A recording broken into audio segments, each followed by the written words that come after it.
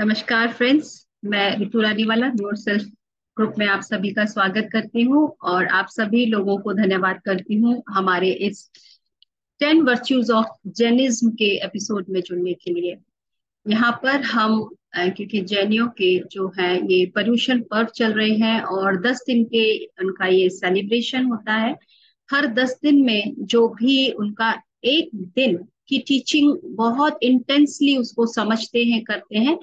तो मैंने भी ये कोशिश की है कि मैं भी इसको और डीपली समझूं और आप लोगों के साथ शेयर करूं।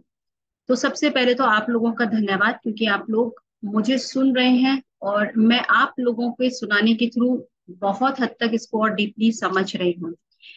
बेशक मेरा बचपन से इससे जुड़ाव रहा, लेकिन आज मैं ग्रेटफुल हूँ पत्री सर के लिए, क्योंकि पत्री सर ने हमको जिस तरीके से ध्यान सिखाया और ध्यान के बाद हमने जितनी नॉलेज ली है बुक्स के थ्रू और बहुत इजी वे में जब हमने उनके चीजों को समझा, जितना उन्होंने हमें समझाया, उसके बाद मैं इस रिलीजन की जो भी स्क्रिप्चर्स हैं आज जब मैं उनको पढ़ने बैठती हूँ तो मैं उनको बहुत अच्छी तरह से समझ पाती हूँ। मैं सभी मास्टर्स जितने भी लोगों से मुझे ज्ञान मिला मैं उनको बहुत बहुत दिल से धन्यवाद करती हूँ। फ्रेंड्स, क्योंकि आज हमारा है डे 7, कल हमारा संडे हम मीटिंग ऑफ रखते हैं, तो कल का डे 6 था, यानी कि उत्तम संयम का दिन था। और उत्तम संयम के दिन हमारे यहाँ एक इसे हम कहें कि धूप दशमी कहते हैं उस दिन हम, क्योंकि ये हिंदी कैलेंडर के हिसाब से दशम दिन होता है। इसलिए इस दिन हम लोग मंदिरों में जाके धूप या लौंग इस तरीके से वहां पर अग्नि में, तो ये हम अभी नहीं कवर करेंगे, ये थोड़ा सा और डिफरेंट हो जाएगा, लेकिन हम उत्तम संयम को समझ रहे हैं, हम बहुत सिंपलेस्ट वे में समझ रहे हैं ताकि एकदम से आपको बहुत ज्यादा हैवी डोज ना मिले। तो बहुत लाइट वे में समझेंगे इसको कि उत्तम संयम यानी कि सेल्फ रेस्ट्रेंट। और उत्तम आज का जो दिन है उत्तम तप यानी कि सुप्रीम पीनेंस या ऑस्टेरिसिटी। अब तक हमने 7 दिन आज मिला के, तो क्योंकि मैं रेगुलर अपने ग्रुप में इसकी जो है शेयरिंग भी करती हूँ, तो मैं आज फिर हमेशा से जैसा मैं क्वेश्चन करती हूँ कि आप मुझे बताइए पहले दिन से आपको कितना याद है कि आपने कौन कौन से दिन को समझा अपने शब्दों में, क्योंकि ये शब्दों को ना लें और सिंपलर वे में अगर आप शेयर करना चाहें कुछ भी याद हो कि हमने पिछले 5 दिनों में क्या दिन को उस दिन हमने शिक्षाएं ली हैं, यहाँ पर कौन से वर्च्यूज हमने कवर करे, तो आप हैंड रेस कीजिएगा। और एक पता है, दो पता है, तीन पता है, जो भी पता है वो जरूर शेयर कीजिएगा, क्योंकि रिवीजन हो जाएगा और रिवीजन के बाद आपका भी रिवीजन होगा, जो सुनने वाले हैं उनका भी रिवीजन। सो जो रेगुलर जुड़ते हैं वो हैंड रेस कीजिए और बताइए कि अब तक हमने 5 दिन में क्या किया, 2 दिन हम आज कवर करेंगे।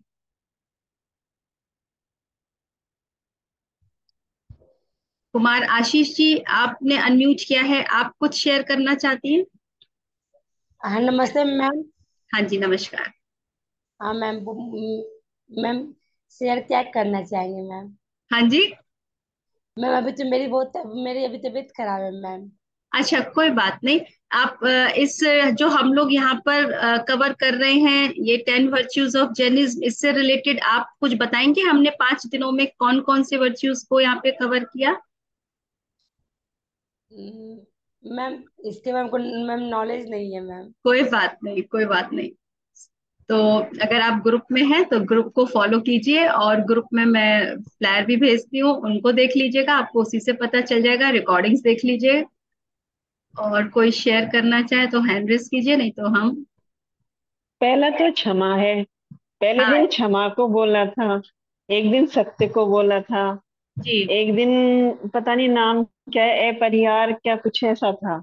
अच्छा, कुछ अब वो समझ में नहीं आया शब्द, कोई पर कोई बात नहीं, वो कोई बताया बात था, हाँ वो चलिए। बताया था।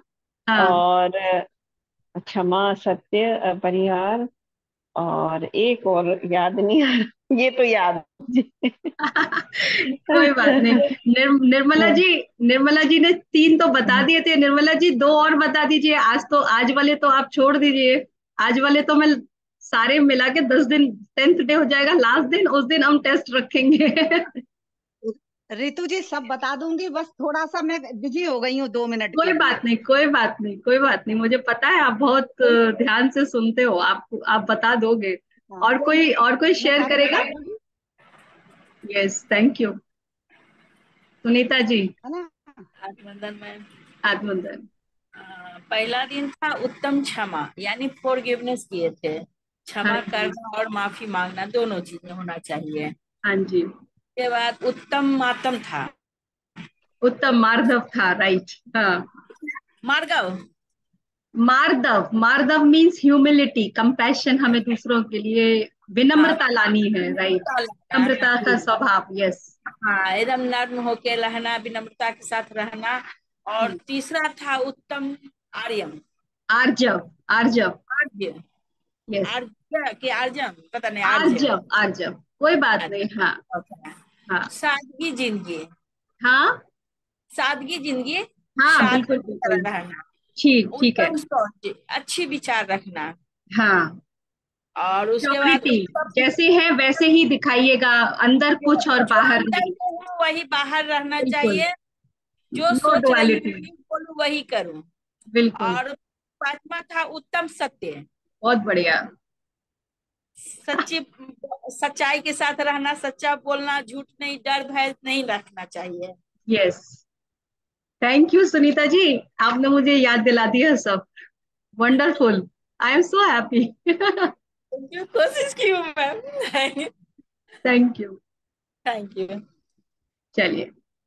देखिए, बस इसीलिए हम एक रिवीजन इसलिए भी कर रहे हैं ताकि जो लोग नए जुड़ते हैं उनको भी ये सुनेंगे। और बहुत सिंपल है, मैं ये नहीं कहती कि आप ओवरलोड हो जाएं। बहुत सिंपल वे में अगर हम उनको सरल शब्दों में समझते हैं ना, तो और मेरी कोशिश भी यही है कि क्योंकि मेरा ना बचपन से ये था कि जैसे ही मैं बड़े बड़े शब्दों को देखती थी तो मैं बैकआउट कर जाती थी, अरे ये तो मुझे समझ में ही नहीं आ रहे हैं। तो मैं बहुत सरल भाषा में इसको खुद समझ के, और आपको भी उसी तरीके से जो हम रेगुलर अपनी लैंग्वेज या अपने उसमें डेली जिस तरीके से हम इजीली समझें, तो मैं भी उसी तरीके से डिलीवर करने की कोशिश कर रही हूँ, ताकि हमारा मेन मकसद शब्दों को पकड़ना नहीं है, हमारा मेन मकसद है उसको अपने भीतर समझ के उस पर इम्प्लीमेंट करना। तो शब्द, इसलिए मैं कहती हूँ शब्दों पर मत जाइए, उसके भावों पर जाइए। वो भाव जो हमें अपने अंदर उतारने हैं, और क्यों उतारने हैं, क्योंकि हम जो कुछ भी यहाँ स्वाध्याय कर रहे हैं, ध्यान कर रहे हैं, किस लिए कर रहे हैं? सिर्फ अपनी आत्मा से जुड़ने के लिए, अपने उस आत्म बोध को समझने के लिए।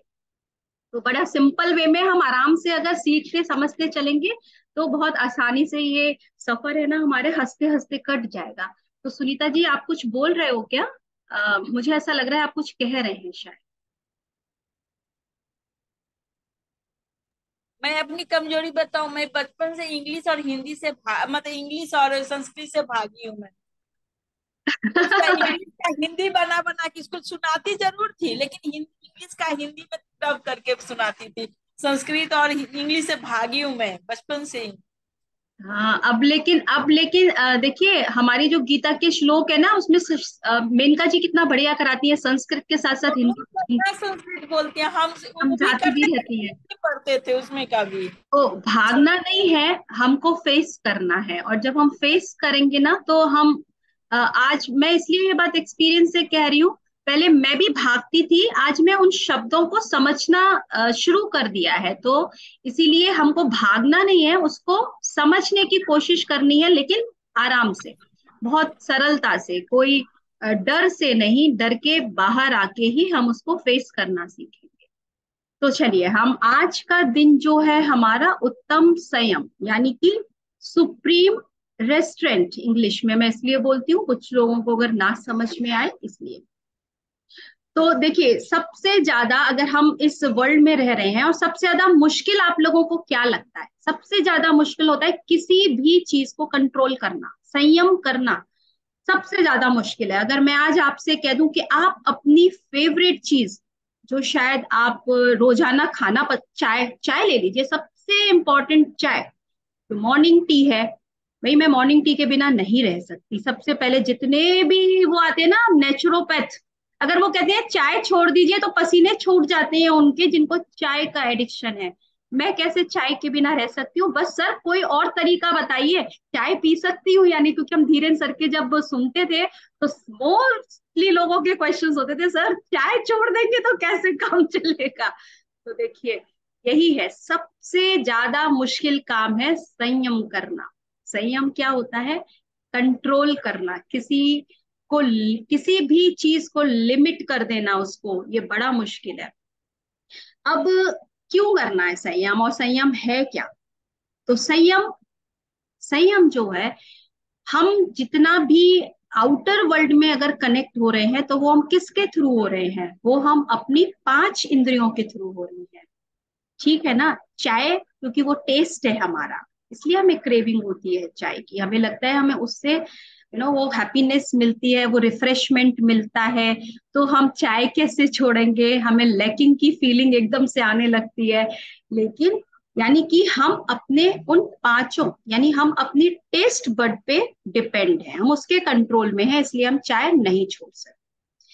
आज आप किसी बच्चे से कह दीजिए जो आउटसाइड उनका डेली का है पिज्जा खाना, बर्गर खाना, जंक फूड्स खाना, जरा उनको बोल दीजिए, कितना इरिटेट होते हैं वो सडन, राइट? क्योंकि वो सारी चीजें डिपेंड करती हैं कि आप कंट्रोल क्यों नहीं कर पा रहे हैं, क्योंकि आप जो है अपनी इंद्रियों के वश में चल रहे हैं। तो संयम क्या सिखाता है हमको? कि आप अपनी 5 इंद्रियां यानी आपके सेंस ऑर्गन्स, यानी कि आपके नाक, कान, आंखें, आपकी स्किन जिसे हम टच फील कर रहे हैं, और आपके नोज, हो गए ना 5, स्मेल करते हैं जिससे। तो कई बार तो देखा होगा ना, तो खुशबू से ही लोगों के मुंह में सलाइवा आने लगता है, खुशबू से ही लगता है पेट में भूख लगाई, राइट? तो कहीं ना कहीं हम सब उसी के कंट्रोल में हैं। तो हम जो है इन 5 इंद्रियों के पीछे चल रहे हैं, हम उनको फॉलो कर रहे हैं। और जब इसका मतलब हमारा कंट्रोल हम पर नहीं है, इन 5 इंद्रियों के थ्रू हमारा कंट्रोल आउटसाइड वर्ल्ड में जाता है, राइट? सो जब हम इनको कंट्रोल करना शुरू करते हैं, दैट इज संयम। और वो धीरे धीरे, कि हमें पहले जैसे मेरे साथ भी था, मैं चाय नहीं छोड़ सकती, तो चाय ना छोड़ के पहले उसको कम किया, कम करने के बाद फिर उसको और छोटा किया, और छोटे करने के बाद उसको रिमूव किया विदाउट मिल्क। तो ऐसे करके धीरे धीरे ये टाइम भी आया जब मैंने 1.5 महीने चाय भी नहीं पी, हालांकि अभी पी रही हूँ। लेकिन मैं आपको बता रही हूँ कि वहां मैंने सीखा, क्योंकि मैंने जब पतंजलि योग सूत्र में भी प्रत्याहार को समझा, वो भी यही कहते हैं कि जब आप पांचों इंद्रियों को वश में कर लेते हैं, आप कंट्रोल करना शुरू कर लेते हैं, तो कहीं ना कहीं आप अपनी अपने आपके साथ कनेक्ट होना शुरू करते हैं। अदरवाइज आपका सारा डिस्ट्रैक्शन मोस्टली आउटसाइड होता है। तो जब हम उनको उन इंद्रियों के वश में ना होकर उनको अपने वश में करना शुरू करते हैं, वो सिर्फ और सिर्फ हम संयम के द्वारा कर सकते हैं। तो हम बहुत आसानी से अपनी लाइफ को अपने कंट्रोल में लेना शुरू करते हैं। तो मोस्टली लोगों को जितने भी हेल्थ इश्यूज है, अगर डॉक्टर उनसे कहता है ये नहीं खाना, ऐसे खाना है, वैसे नहीं खाना, लेकिन वो उसमें भी वो अपनी वैरायटी और अपनी चॉइसेस रखते हैं, राइट? क्योंकि वो अपने हिसाब से चीजों को मॉडिफाई कर लेते हैं। तो just because of lack of control नहीं है इसलिए। लेकिन जब हम संयम रखते हैं तो आप अपनी लाइफ को और बेहतर से लेकर जाते। तो देखिए, सबसे ज्यादा संयम कैसे आता है? संयम अगर हम बहुत अवेयर हों अपनी चीजों, अपने उन सेंस ऑर्गन्स के प्रति, और संयम में जो 5 इंद्रियां हैं हमारी, उसमें सिर्फ टेस्ट बड नहीं, हम आंखों से हम क्या देख रहे हैं, कितना देख रहे हैं, कैसा देख रहे हैं। आप ऑल टाइम अगर ऐसी मूवीज देख रहे हैं जिनसे आपको कोई फायदा नहीं हो रहा, आप ऑल टाइम क्रिमिनल और क्राइम और इस टाइप की चीजों में इन्वॉल्व है, तो उससे आपके मन पे भी फर्क पड़ता है, ओवरऑल आपकी एनर्जी पे फर्क पड़ता है। और उसके बाद आप कैसी जगह पर हैं, किस तरीके के वातावरण में हैं, राइट। और उसके बाद आता है आपके कान। किसी ने आपके साथ गपशप शुरू कर दी और आप इंटरेस्ट ले रहे हैं उसमें, बुराई भलाइयां हो रही हैं, आप उसमें इंटरेस्ट ले रहे हैं, इट मीन्स कि आप भी पार्टिसिपेट कर रहे हैं। हम ये सब क्यों कर रहे हैं, हम क्यों अपने संयम को यहाँ पे हमें करना क्यों जरूरी है, कि कहीं ना कहीं हम उन कार्मिक अकाउंट्स, उन कार्मिक बंधों में ना फंसें, ताकि हम अपने जो हमारी यात्रा है, ये जो हमारी आत्मा की यात्रा है, ये हम और सरलता से आगे बढ़ सकें। तो देखिए, बहुत आज के एनवायरनमेंट से रिलेटेड मैं यहाँ पे कुछ एग्जाम्पल बताऊंगी कि आप कैसे संयम को लेकर आ सकते हैं, और कैसे हम खुद जब अपने आप को ऑब्जर्व करेंगे तो हम देख पाएंगे कि वास्तव में हम अभी रेगुलर वे में या डेली बेसिस पे हम उतना संयम रख पाते हैं अपने अंदर या नहीं रख। तो जैसे सबसे आप सभी लोग अपने अपने तरीके से व्रत उपवास करते हैं, ठीक है, वो भी एक संयम का एग्जाम्पल है कि मुझे क्या खाना है, कितना खाना है। किसी का अनम्यूट है, एक बार आप लोग चेक कर ले कौन अनम्यूट है, म्यूट कर लीजिएगा, डिस्टरबेंस आ रहा है।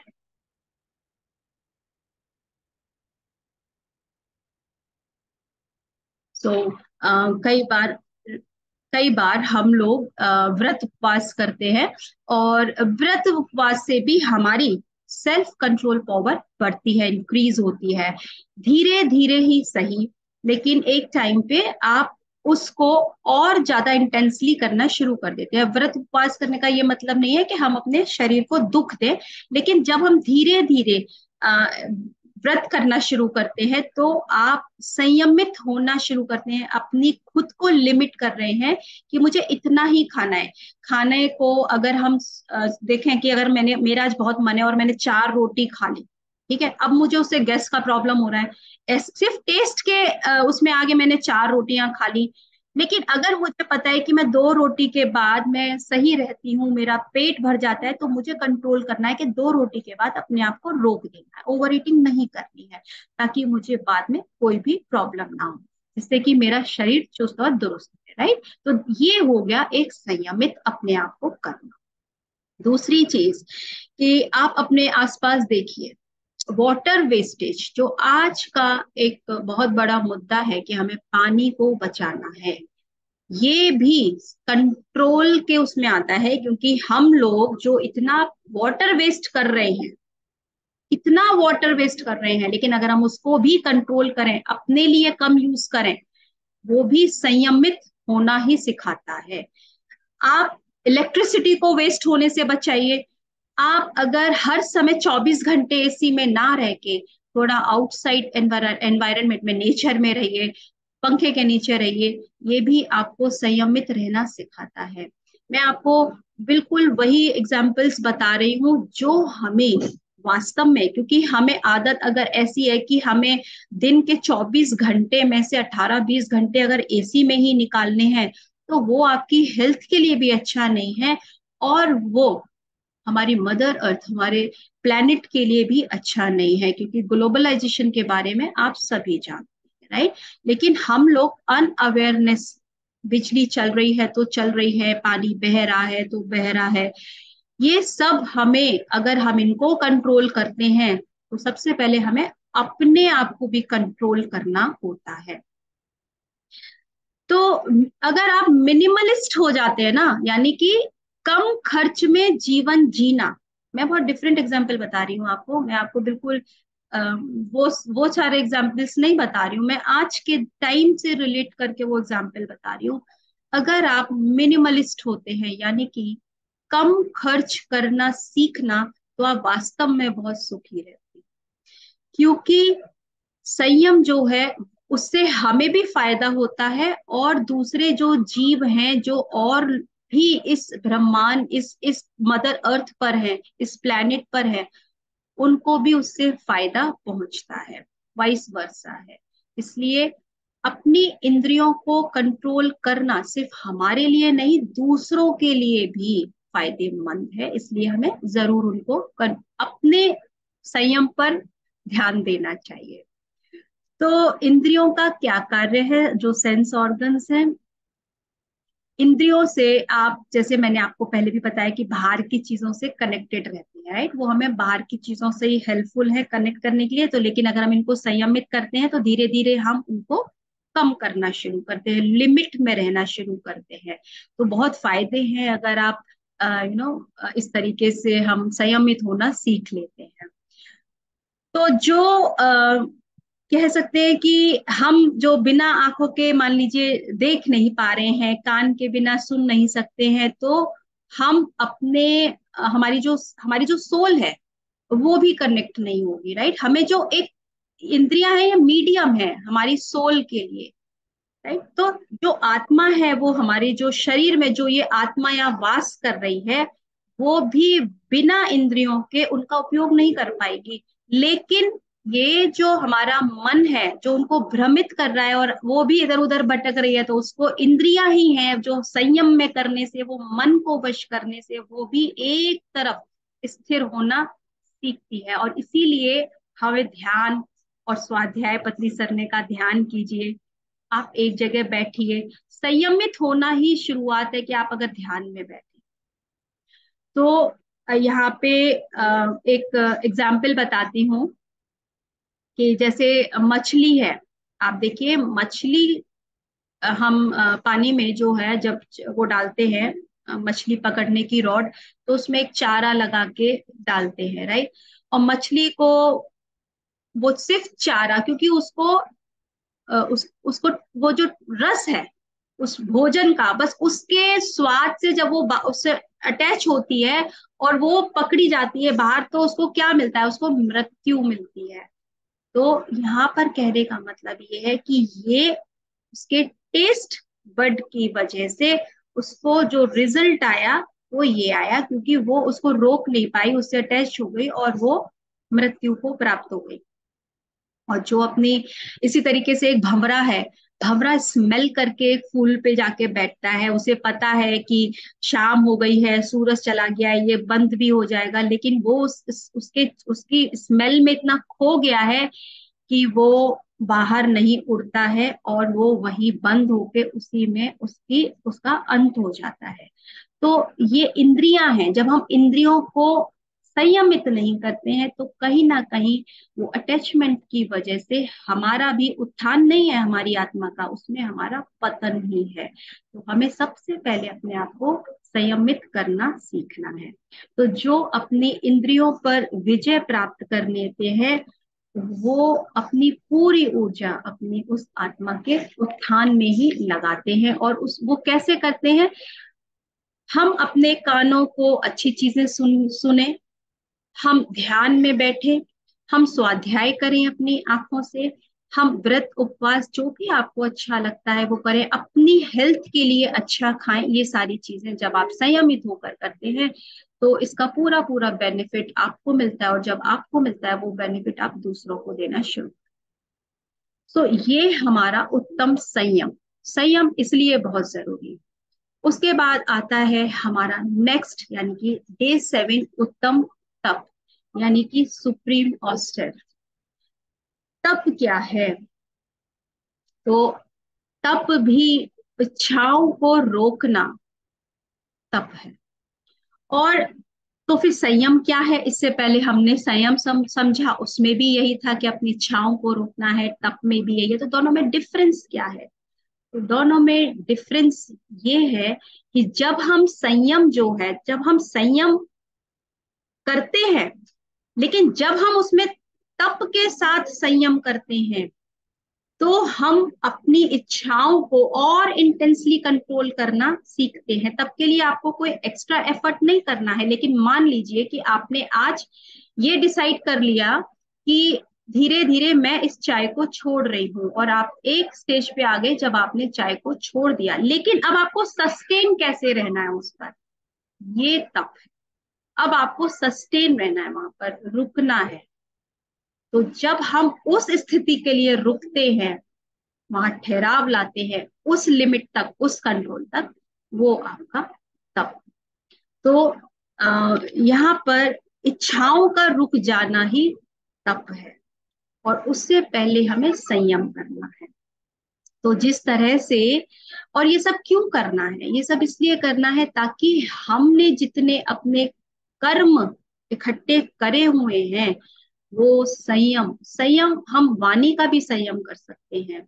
हम जो कुछ भी है सिर्फ इसलिए है कि आप अपने कर्मों को जितने भी हैं, जितने हैं उनको हम एंड करें, और आगे जितने हैं वो गुड कर्मास क्रिएट करें, राइट। सो हमारा पूरा प्रोसेस बस इतना ही है कि जो है वो तो हमें नहीं पता, लेकिन हम उनके लिए हम यहाँ पर प्रेजेंट मोमेंट पे गुड कर्मा क्रिएट करें, और जो है हमारे साथ उसको हम बाकी और टीचिंग्स के थ्रू यहाँ पर उनको एंड करें, राइट, उनको यानी कि फिनिश करें। तो कैसे करेंगे, जैसे कि एक आग का तिनका है, एक अग्नि का तिनका है, वो अगर कहीं भी जैसे कि एक चिंगारी है और उसने कहीं भी किसी भी ऐसे भूसे के ढेर में आग लगा दी, यानी अब देखिए जंगल तक वो एक चिंगारी जला डालती है। इसी तरह से जब संयम तप को हम अपने जीवन में लाते हैं तो ये हमारे कर्मों का नाश भी बिल्कुल वैसे ही करता है। सिर्फ उस चिंगारी की जरूरत है हमें, जो हमें तप के द्वारा मिलती है। हम सब कुछ सीख रहे हैं, समझ रहे हैं, लेकिन हम उसके लिए तप नहीं कर रहे। हम जैसे कहते हैं ना, इम्प्लीमेंट नहीं कर रहे, हम वहां रुक नहीं रहे हैं, हम प्रैक्टिस नहीं कर रहे हैं, तो वो कैसे होगा।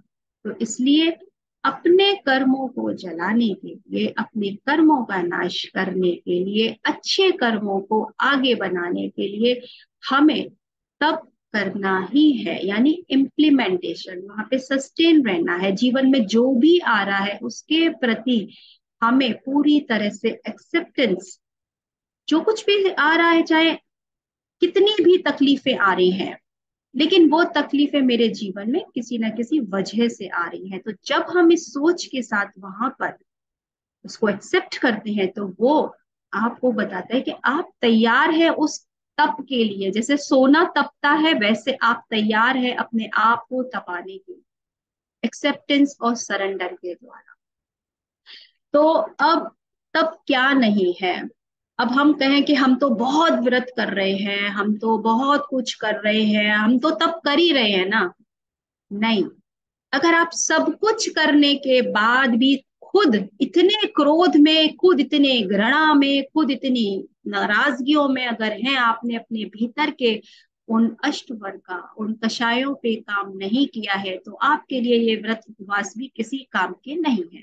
तो तप वो है जब हम अपने भीतर की इम्प्योरिटीज पर काम, हमारे अंदर की इम्प्योरिटीज अगर हमें दिख रही हैं तो उनको एक्सेप्ट करें, उनको देखें, और फिर हमें उन पर काम करना है, वो है तप।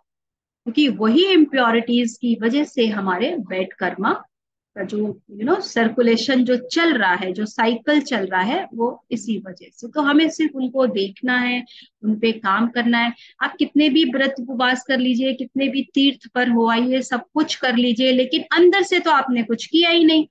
अंदर से कुछ कर नहीं रहे हैं, बाहर से सब कुछ कर रहे हैं, तो क्या होगा उससे। तो यहाँ पर जो तप है वो सबसे पहले भीतर करना है, अपने भीतर। उसके बाद आप बाहर जो भी करना चाहे वो कीजिए। तो सिर्फ भोजन को कम करना तप नहीं है। सबसे पहले हमें अपने भीतर की वृत्तियों को देखकर, समझकर उनको समाप्त करना है, वही उनको त्यागना है, वही है हमारा तप। उस स्थिति तक जाना कि अब मुझे पता है और मुझे इस पे काम करना है, दैट इज तप। तो तप कैसे करना है, अब आता है तप करना कैसे है। प्रायश्चित करके। अगर हमने देख लिया ये मेरे भीतर की गलती है, कोई कमी है, तो हमें उसका प्रायश्चित, जिसे हम फॉरगिवनेस भी कहते हैं, हम जाके बच्चे को यही सिखाते हैं ना, तुमसे गलती हो गई तो जाके बोल दो सॉरी। हम अपने बच्चों को सिखाते हैं, लेकिन हम ये काम करने में कितना टाइम लेते हैं, राइट। सो हमें प्रायश्चित करना चाहिए अपने आप से। आप जहां भी अकेले में बैठ के करना चाहें, अपने मंदिर में बैठ के करना चाहें, जहां आप ध्यान में करना चाहें, आपको वो प्रायश्चित, अपनी फॉरगिवनेस करनी चाहिए। दूसरों से क्षमा, विनय, आप ग्रेटिट्यूड कीजिए, आपके पास जो है उसके लिए ग्रेटिट्यूड कीजिए, स्वाध्याय कीजिए, अपनी इंद्रियों को उन कामों में लगाइए जहां से आपकी चेतना का स्तर बढ़े। और ध्यान, जो सबसे इंपॉर्टेंट है वो है ध्यान। इस तरह से जब हम संयम को और तप को जानकर अपने जीवन को इतनी सरलता से बहुत अच्छे से लेके जा सकते हैं। It's not so very difficult, but हमें सिर्फ देखना है कि ये मेरा पार्ट है और मुझे यहाँ पर काम करना है, बस इतना सिंपल। और अपने यहाँ पे हमारे एक जैन मुनि है, उन्होंने बड़ी सुंदर लाइन लिखी है कि अपनी समस्या को, हमारे हम कहते हैं ना हमारे जीवन में तो ये समस्या है वो समस्या है, तो वो कहते हैं अपनी ही समस्या को तपस्या बना लो, अपनी समस्या को तपस्या बना लो, तो तुम्हारा जीवन आनंदित हो जाए। यानी उस समस्या से भागना नहीं है, उसी को अपनी तपस्या बना लो, उसी को समझ लो कि जीवन में समस्या आने का कारण क्या है, और उसी में तप जाइए आप, सरेंडर भाव से, एक्सेप्टेंस से, फॉरगिवनेस कीजिए। सो सब कुछ अपने भीतर है, सब कुछ हमारे जितनी भी ज्ञान है, सब ध्यान है हमारे लिए, वो सिर्फ हमारे लिए है। उसके बाद आप खूब व्रत उपवास कीजिए, खूब तीर्थ क्षेत्रों में जाइए, लेकिन पहला काम इनर वर्क हमें खुद ही करना है। और उसके बाद ही implementation is more important than any other thing. आप कितनी भी नॉलेज लीजिए, इंफॉर्मेशन तो बहुत है, बट इम्प्लीमेंटेशन जो अपने अंदर करना है, दैट इज मोर इम्पोर्टेंट।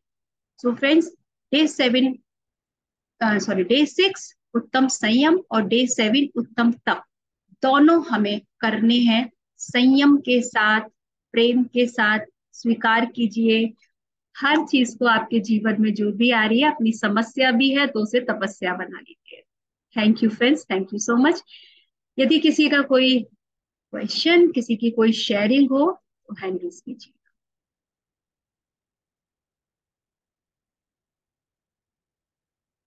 हमारे साथ हेतल गांधी जी जुड़ी हुई हैं। हेतल जी, आप कुछ शेयर करेंगे?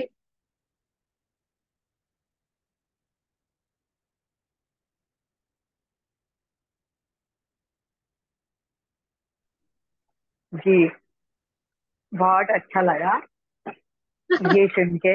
एक सेकेंड ना, मैं एक जगह पर बात करती बिल्कुल। हूँ। ये जैनिज्म के बारे में शुरू हुआ तो मुझे बहुत अच्छा लगा क्योंकि मैं खुद ही जैन हूँ। और हमारे भी 8 दिन का जो पर्यूषण था, तो मुझे भी अनुभव हुआ कि कैसे हम उपवास करते, तो वो उपवास में ही पता चलता है कि क्या हम कर रहे हैं। जैसे कि क्रोध आता है तो विनय भाव नहीं होता है, कभी एकदम बोल देते कुछ भी गुस्से में। तभी याद आता है कि ये हमने क्रोध किया पर उपवास किया, तो तभी इतने क्रोध नहीं करते हम। तभी क्लिक करके ही हम अटक जाते हैं वहां पे कि हाँ, अब धीरज रखना है, धीरे से बोलना है, प्यार से बोलना है। तो ये सब हमको जब गुरुदेव हमको सब एक एक पॉइंट याद करते थे, सबसे पहले पॉइंट ये है कि आप विनय भाव और नम्रता रखिए। तो अब मुझे ये 1 साल में तो बहुत कुछ सिखा दिया मुझे भी कि अभी मुझे भी और लेसन सीखना है। और आपने जब वो बताया तो मुझे और इजी लैंग्वेज में अच्छे से समझ में आया कि रोज में एक एक पॉइंट ध्यान से सुन रही। लैंग्वेज तो मुझे समझ में नहीं आ रही थी, जैसे कि उत्तम क्या है, वो जो वर्ड संस्कृत लैंग्वेज होती है तो मुझे इतनी नहीं समझ थी।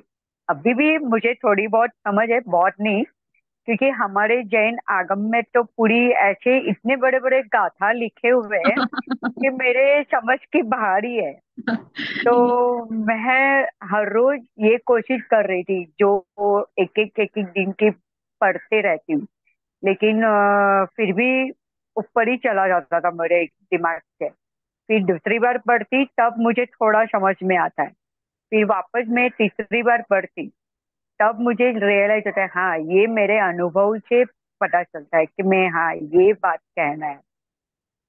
अच्छा लगा मुझे ये आपने जैसे ये शुरू किया तो 7 डे, और हमारे में तो लास्ट 8 डे, 8 डे में तो हम सबको क्षमा करते और हम खुद भी क्षमा मांगते सबकी जो right. हमारे से गलती हुई।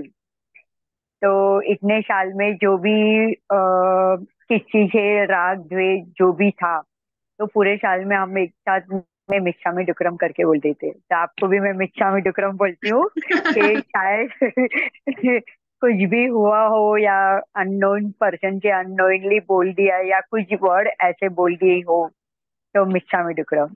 अच्छा भी फ्रेंड्स, हेतल जी, जैसे हमने कहा कि यहाँ दो ब्रांचेस हैं, श्वेतांबरी और दिगंबरी। हमने फर्स्ट डे हमने शेयर किया था, तो उन्होंने 8 दिन के पर्युषण पर्व, और क्योंकि मैं दिगंबर को फॉलो करती हूँ तो मैं 10 दिन के, और उनके ऑलरेडी श्वेतांबरियों के पहले हो जाते हैं, जब इनका एंड होता है उसके बाद से दिगंबरियों के शुरू होते हैं।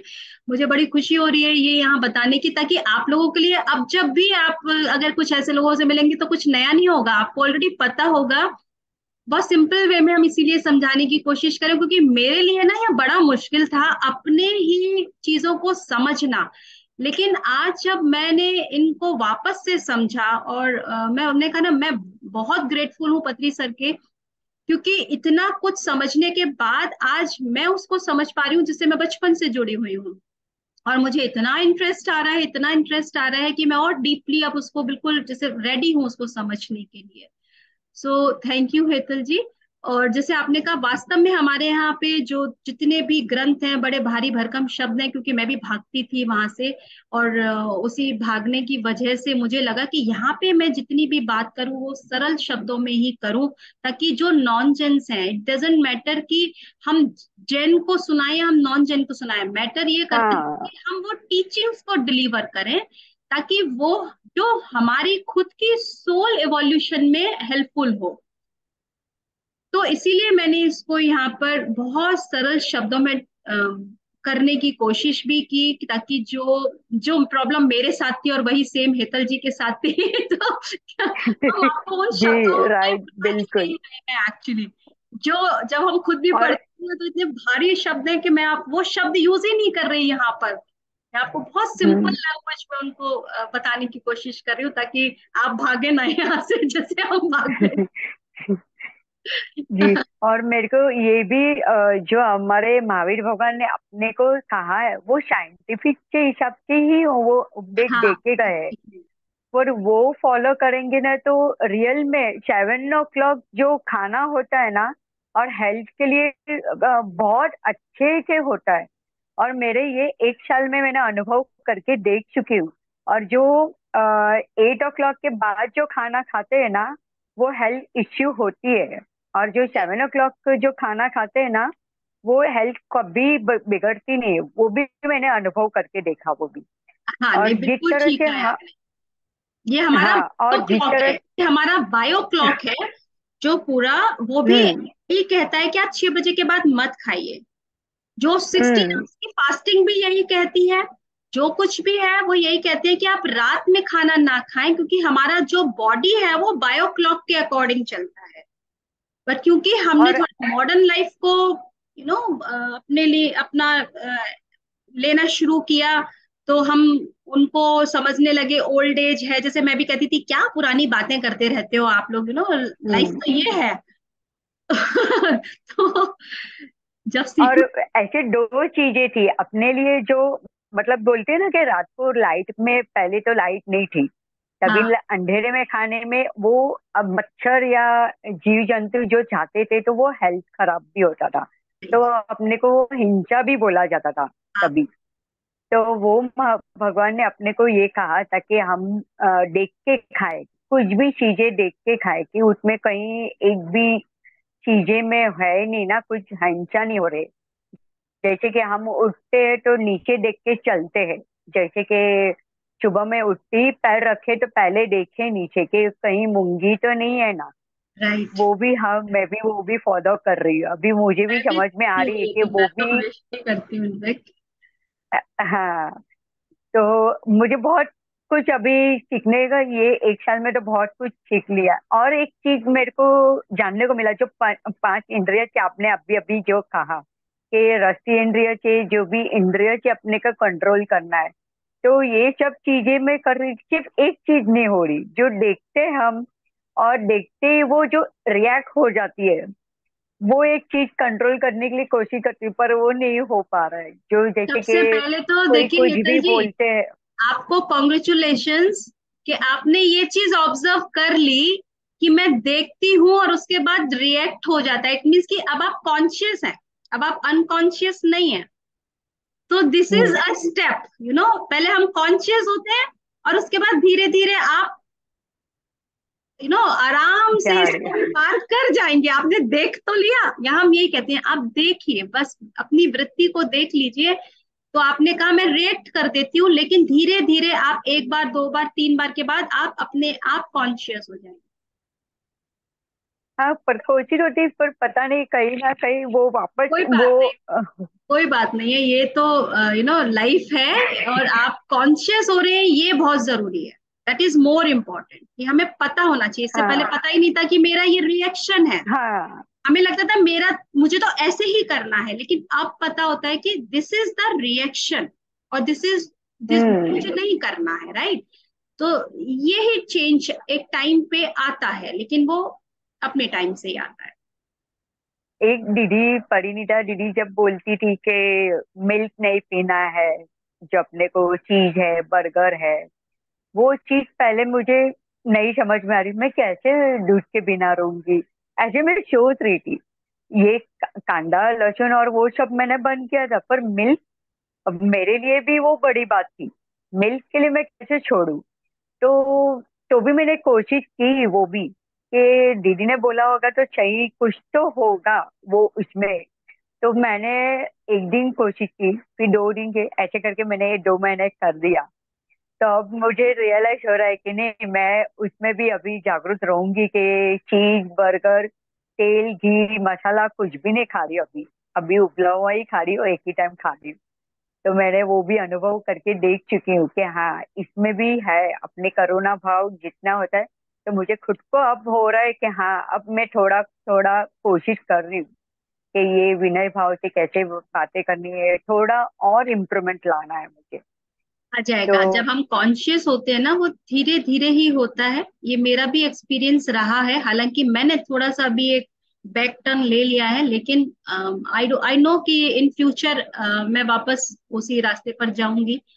ये मेरी दिल से इच्छा भी है। और बट कहते हैं ना, आप जब तक अपनी इंद्रियों को वश में नहीं, हाँ, नहीं अभी कर अभी सकते हो, हाँ, सही तो में। ये कुछ परसेंट है, उतना नहीं है। बट हाँ, I am in the process. मैं हमेशा ये कहती हूँ, I am in the process और कर रही हूँ इनफैक्ट। तो थैंक यू, हाँ, thank you so much. Thank you so much. अच्छा लगा आपने शेयर किया, हम्म। क्योंकि मैं जानती थी कि वो जेनिस से रिलेट करते हैं हेतल जी। और इसलिए मैं चाह रही थी कोई और भी अगर एक्सपीरियंस करना चाहे तो मैं आज आपको बताती हूँ। जैसे हेतल जी ने कहा कि मैं आज आपको एक आप लोग क्योंकि शायद नहीं जानते होंगे, मोस्टली यहाँ नॉन जेन्स है।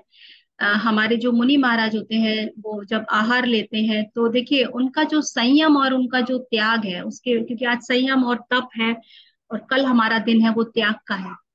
तो मैं उनके बारे में आपको बताती हूँ। जब मैंने उनको एक बार आहार दिया, और उनका जो आहार वो खाते हैं, वो किसी पात्र को यूज नहीं करते हैं, वो अपने हाथों को ऐसे बना के और वो उसी में खाना लेते हैं। उनके लिए कोई प्लेट, कटोरी, चम्मच नहीं होती है। तो वो एक जगह पे जहां पर उनको खाना दिया जाता है, वो वहीं पे स्टैंड करते हैं। और उनको जो है जब खाना दिया जाता है, जो भी आहार उनको दिया जा रहा है, वो अपने हाथों की अंजुली बनाते हैं इस तरीके से और उसमें खाना लेते हैं। एंड दे चेक दैट जो उनको उनको जो दिया जा रहा है, ऑफर किया जा रहा है, उसको वो इस तरीके से चेक करते हैं। अगर उनके उस खाने में कुछ भी ऐसा दिख जाए, कोई जीव, इवन उनके खाने में अगर ये बाल भी आ जाता है, वो उस दिन खाने का त्याग कर देते हैं। उस दिन वो बिल्कुल भी, क्योंकि वो एक ही टाइम खाना खाते हैं। सो ये संयम है, ये उनका तप है, क्योंकि वो उस स्थिति तक है जो अपनी हर चीज को उस कंट्रोल से चल रहे हैं। और उनको उनको जो है वो 24 घंटे के बाद मिलता है। ऐसा नहीं है कि वो 2 टाइम या 3 टाइम खा रहे हैं, वो फिर उनको नेक्स्ट डे मिलेगा। और वो नेक्स्ट डे भी तब मिलता है जब वो अपने जब भी मंदिर से कुछ सोच कर निकलते हैं कि मैं उनके घर में आहार लूंगा, जिनके घर में वो कुछ इमेजिन करते हैं कि इतने कलश होंगे या इतने नारियल होंगे, और जो लोग उनको आहार कराते हैं अगर वो भी नहीं मिलता है तो उस दिन उनका आहार ही कैंसिल हो जाता है। तो इसमें उनको एक दिन भी लग सकता है, 2 दिन भी लग सकता है। तो जहां उनका मैच करता है वो वहीं पे। तो यहाँ मैं सिर्फ आपको संयम तप के बारे में बता रही हूँ कि हम लोग तो अभी बहुत कितनी प्रैक्टिस करनी है, अभी तो हम लोग उसी कंट्रोल में है। लेकिन हम इसीलिए उनको सैल्यूट भी करते हैं और नमन करते हैं जो उस स्थिति तक गए हैं अपने उस तप त्याग और धर्म से। और वैसे ही ईश्वर हमें भी पहुंचाए ऐसी, और आपको भी पहुंचाए, आपकी भी, क्योंकि हम सभी यहाँ पे अपनी आत्मा की शुद्धि के लिए और आत्मा के उत्थान के लिए बैठे हुए हैं वो ज्ञान और स्वाध्याय कर रहे हैं।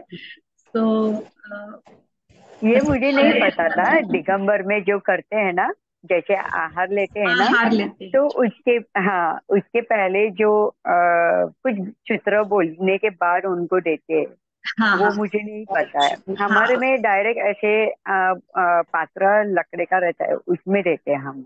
अच्छा, हमारे नहीं मुनि में हमारे वैसे है। यहाँ पर क्योंकि मैंने लास्ट ईयर ही दिया था, हमारे यहाँ महाराज जी आए हुए थे, हमने हम्म। लास्ट ईयर ही उनको आहार कराया था।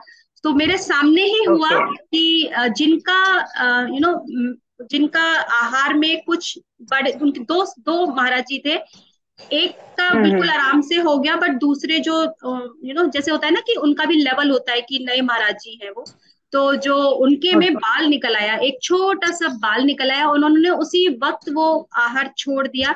और उनको वो आहार अगले दिन 10 बजे, यानी वो उनका आहार का समय था सुबह 10 बजे का, और उस दिन फिर वो सीधे ध्यान में चले गए। जैसे ही उनका वो कैंसिल हुआ, उन्होंने सब कुछ छोड़ा और वो सीधे जाके ध्यान में बैठ गए। और बाकी वो अपना जो भी उनका था डेली वो किया उन्होंने, लेकिन नेक्स्ट मॉर्निंग तक जब तक उनका हुआ नहीं जो भी उनका सिस्टम था, अच्छा, तब तक उन्होंने कुछ भी नहीं लिया। इसके लिए आप लोग में वो इसके लिए बांधते हैं ना सब, कपड़े ऐसे दुपट्टा या हाँ ऐसे हाँ हाँ बांध हाँ देते हाँ हैं। हाँ हाँ हाँ। अब मेरे को समझ में आया, इसके लिए वो रखते होंगे। हमारे में नहीं, वैसा नहीं है। हेलो। वो वो जी। वो जो श्रावक है वो रखते हैं, बट हमारे यहाँ तो जो महाराज जी है वो वस्त्र नहीं पहनते ना। नहीं, वो तो मुझे पता है, वस्त्र ही नहीं पहनते, वो तो पात्रा भी नहीं होते उनके हाथ में। हाँ हाँ लेकिन जो देने वाले होते हैं ना, हाँ जैसे हाँ। आप लोग श्रावक जो होते जैसे हैं, हाँ महाराज जी, मुनि। वो सब ढक के हाँ, रखते हैं अपने बालों को ढक ताकि के उनके रखते खाने हैं। में कुछ ना जाए, राइट। हाँ। हाँ ठीक। सो आई थिंक अजीता जी कुछ बोल रही हैं क्या? कोई बीच में, हाँ जी, हेलो? हाँ जी। हेलो। हाँ जी हाँ जी, बोलिए, आप अपना वीडियो ऑन कर सकते हैं तो कर लीजिएगा। नमस्ते मैम। नमस्कार। मैं अपने सपने के बारे मतलब ध्यान के बारे में आपसे पूछना चाह रही हूँ, टाइम हो तो बताइए। हाँ जी पूछिए। मैं सैटरडे को बैठी थी ध्यान में, तो मैम कहीं देख रही हूँ, मतलब जमीन पे भी नहीं है, झोपड़ी है एक बहुत बड़ी। झोपड़ी में बहुत सारे आदमी बिना ही कपड़ों के ऐसे ऊपर नीचे लेटे हुए हैं। अच्छा और एक आदमी मतलब आग जला के सरिया गर्म कर रहा है, बहुत सारी रोड। अच्छा। तो मैं अपने मन में ही ये पूछ रही हूँ कि ये क्या है, तो उन्होंने बिन बोले ही ऐसे ही जवाब दे दिया कि इनका इलाज करना है मुझे। ओके।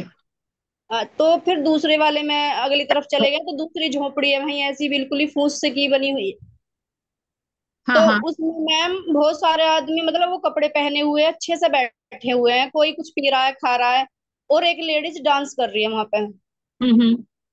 तो उसके बाद में मैं बाहर निकली हूँ, तो ना वो जमीन है, आकाश है, क्या है, घटा बादल ऐसे ही है, मैं उनमें ही घूम घूम के फिर एक पिरामिड में ही नीचे गिर गई हूँ। अच्छा, आप पिरामिड में नीचे आके गिरे हो? हाँ जी। ओके। तो ये तो था मेरा सैटरडे का, और कल था उस सैटरडे में फिर दो मतलब तीन आंखें हैं, वो मुझे देख रही हैं जैसे कोई पीछा कर रहा हो। अच्छा। तो उस दिन तो मुझे भी आंखें दिखाई दी, लेकिन कल मुझे काली माँ का पूरा क्लियर रूप दिखाई दिया। ठीक। ध्यान में जैसे मैं बैठी, तो वो पहले आंखें ही मेरा पीछा कर रही, फिर मैंने पूछा कौन है, तो वो माँ सामने आई है। वो कह रही है तुझे क्या चाहिए, कहाँ जा रही है, मैं कहा मुझे ध्यान चाहिए। ध्यान में क्या रखा, यहीं आ जा। मैं कहा नहीं, मुझे तो जाना ही है। तो मैम मैं पूछना चाह रही इसके विषय में ही। तो आपको ये जानना है कि आपने ध्यान में क्या देखा, हाँ जी जी। क्या मतलब है। हाँ जी। तो आपने जब काली माँ ने आपसे पूछा तो आपने क्या कहा कि आपको सिर्फ ध्यान करना है। हाँ, मुझे ध्यान में जाना और मैं आगे चल दी। वो कह रही नहीं, आगे क्या रखा है, कुछ नहीं है। ठीक है। तो देखिए, एक तो देखिए, मैं जो भी आपके ड्रीम के जवाब दूंगी वो अपने अपने परसेप्शन से दूंगी। ठीक जी है। जी। लेकिन मेरे को जो समझ में आता है, जो पत्री सर हमेशा कहते थे कि आपके जो भी ड्रीम्स है ना उनको एनालाइज मत कीजिएगा। जी। ठीक है। अगर आप पिरामिड में गिरे हो तो हाँ सबसे जी। पहले तो अगर आपके आसपास कहीं पिरामिड है तो आप वहां जाकर ध्यान कर लीजिए। नहीं, यहाँ पे तो नहीं है कुछ भी तो यूपी आप में। पिरामिड मंगा लीजिए, पिरामिड कैप पहन के ध्यान कीजिएगा, और वो जो है भी मेरे पास। आपके वो है तो आप ध्यान कीजिएगा।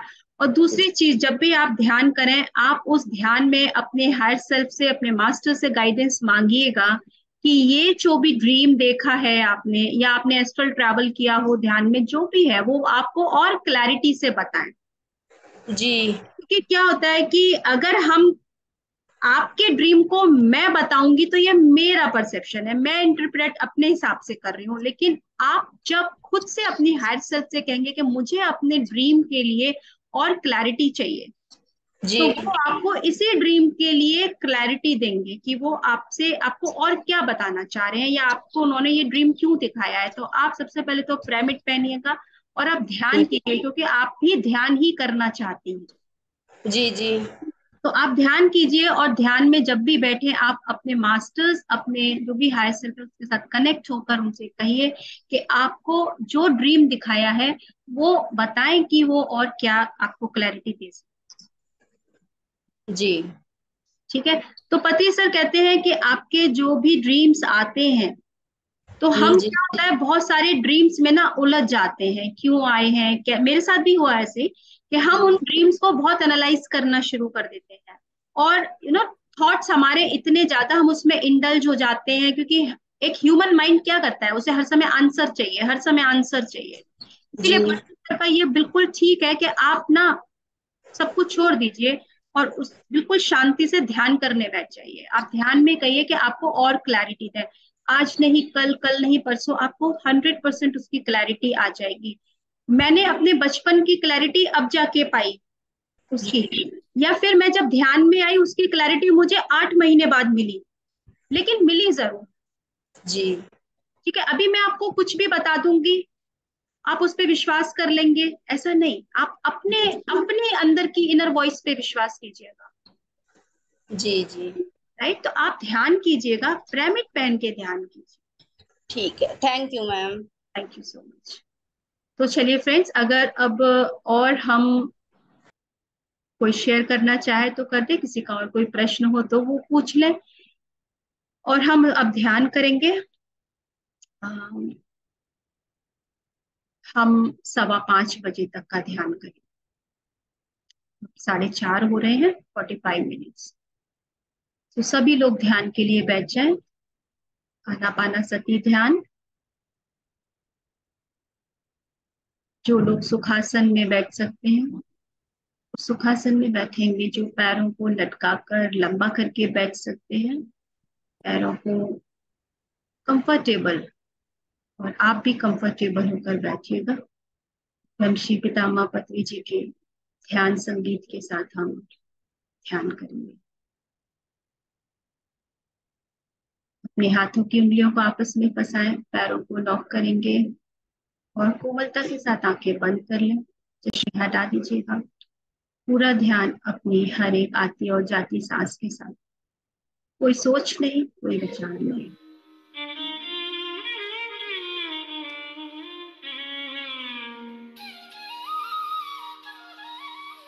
आज का जो ज्ञान, उत्तम संयम, आज का ज्ञान उत्तम तप,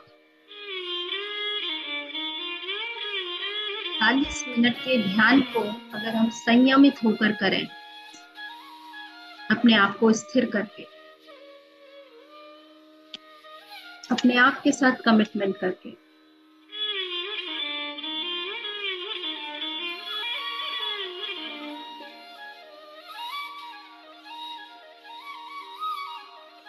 अपने बाहर की आवाजों को ना सुनकर उन्हें अंदर की तरफ अपनी सभी इंद्रियों को अपने भीतर संकुचित करके अपने वश में करके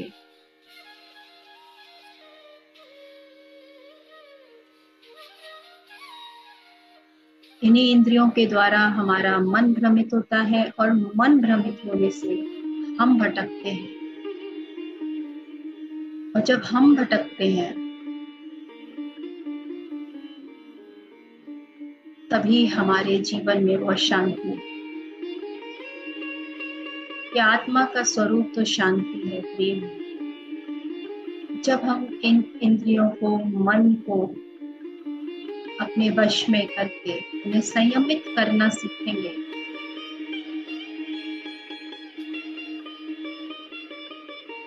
अपने आप से जुड़ना सीखेंगे,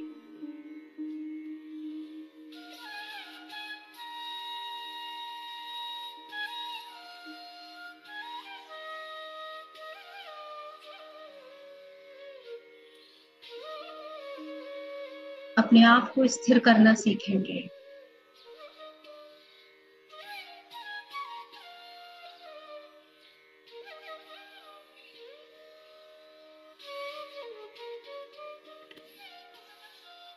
तभी हम ये उस आत्मा की उन्नति की तरफ बढ़ सकते हैं।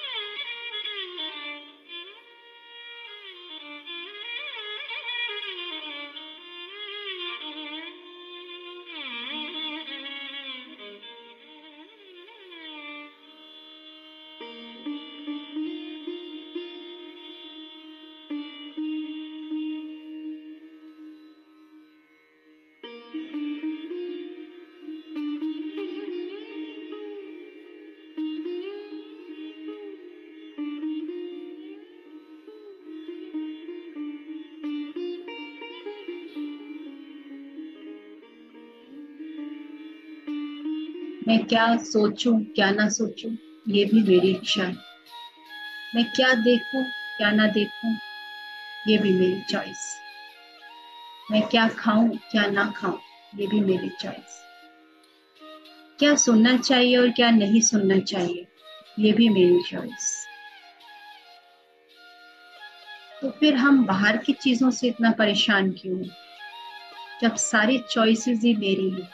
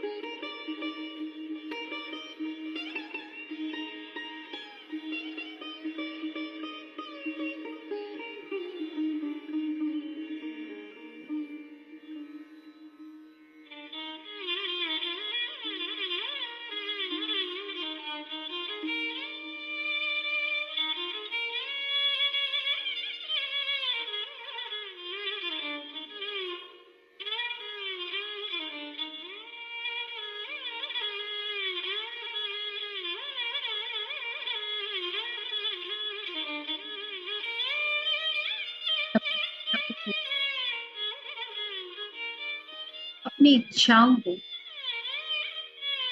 समझना शुरू। वो इच्छाएं मेरी जरूरत है या मेरा लालच,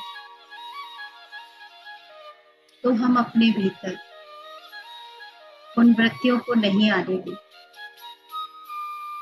हम सजग रहते हैं अपने कर्मों के।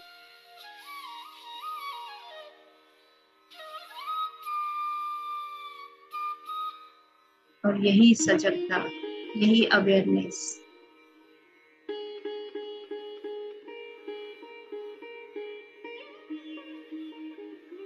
हमें उस आत्म शुद्धि की तरफ लेकर जाती है।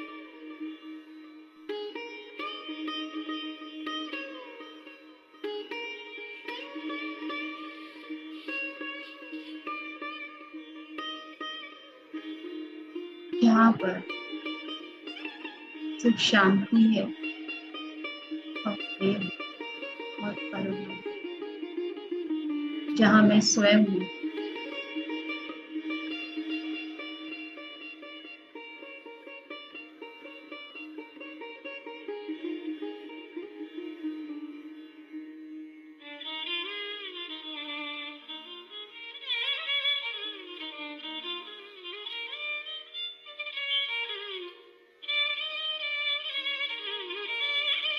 सांसों को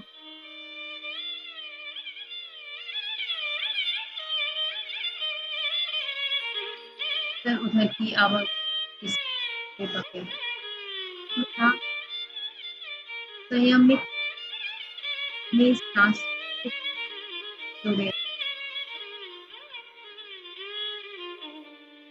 हर एक सांस के साथ, हर एक आती और जाती सांस के साथ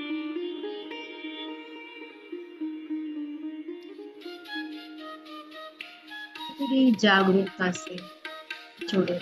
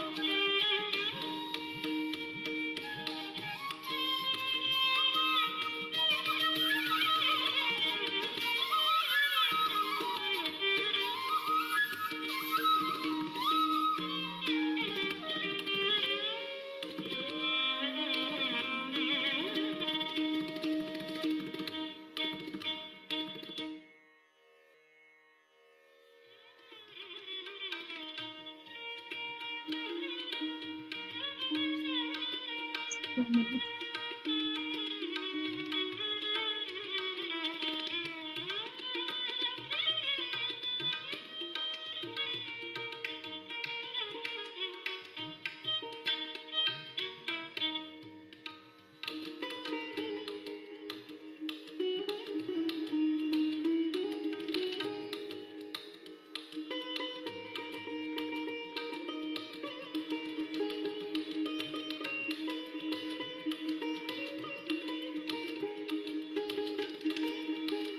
समय के लिए धीरे धीरे ध्यान से वापस आएंगे।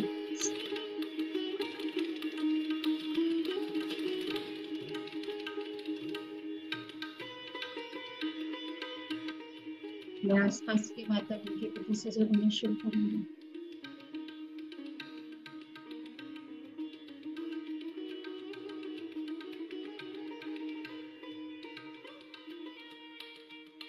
Last 30 seconds.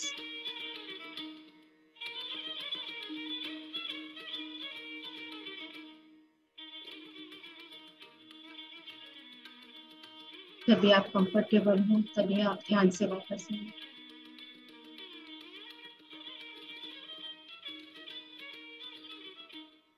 Ten, 9, 8, 7, 6, 5, 4, 3, 2, 1, 0। दोनों हाथों की उंगलियों को खोलकर अपनी दोनों आंखों पर रखेंगे। 5, 4, 3, 2, 1। दोनों हाथों को अपने हृदय पर रखेंगे, अपने हाथ चक्र से महसूस करते।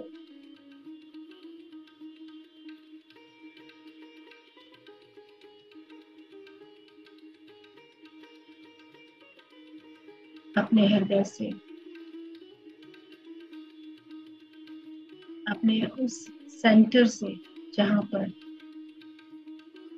सिर्फ प्रेम और करुणा, सबसे पहले अपने आप को प्यार, अपने प्रति कंप्लीटली एक्सेप्टेंस,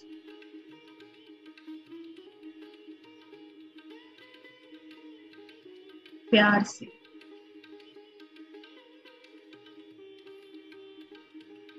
और फिर अपने हर एक परिवार के सदस्य को अपने हृदय से प्यार देंगे, उनके प्रति करुणा भाव रखेंगे। अपने आसपास रहने वालों को, आपके आसपास जो हो,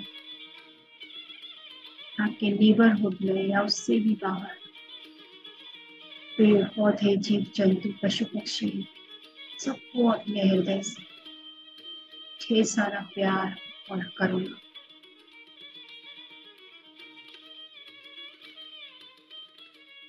हम सभी एक समान हैं।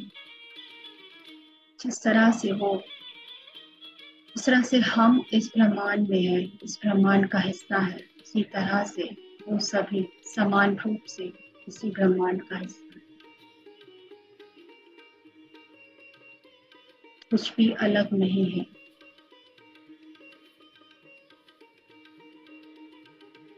हम इसी ऊर्जा को इस ब्रह्मांड में प्रवाहित करते हैं,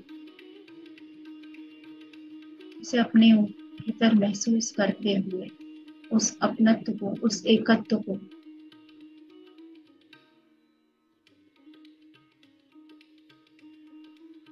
पूरे समर्पण भाव से